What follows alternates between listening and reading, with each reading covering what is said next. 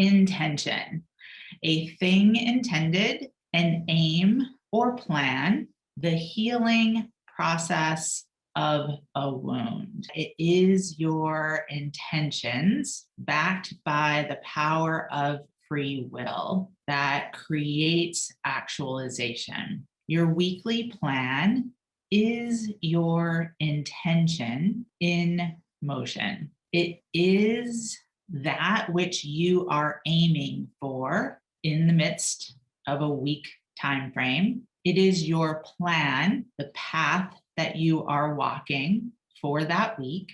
And it is the process of healing as you take the actions within your weekly plan. It is also how you maintain the energy of your intentions throughout a 12-month time frame. It's as if you take the grand or zoom out intentions and break those intentions down into weekly baby steps. It's how then your intention actualizes versus the process of empty resolution declaration. Where might a disconnect be happening between those intentions that you so deliberately set and the way that you're actually using your energy throughout the week? Because when we're working from an 80%er frame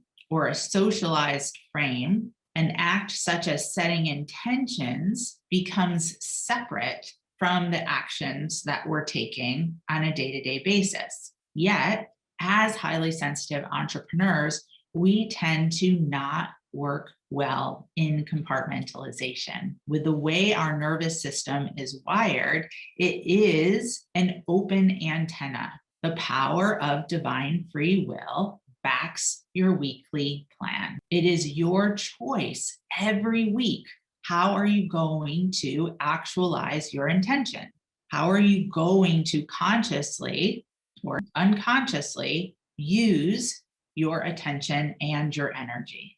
What can further support the power of divine free will when it comes to the energetical of weekly planning is the power of intentional release. You can bring in the power of intentional release to, again, energy management, power of weekly planning by asking for guidance weekly on what and how to let go. To ask for guidance on clearing out and giving away what you no longer need. Physically, unused items, material things that you've outgrown, and energetically, habits, tendencies, unhealthy boundaries, relationships that are no longer serving your highest good. Intentional release, utilizing the power of divine free will to let go so you can let in. Also, as part of weekly planning, to affirm optimism, abundance, and enthusiasm in your day-to-day business and overall living. You are weekly planning by consistently updating from last week's plan and creating a focus for this week's plan, setting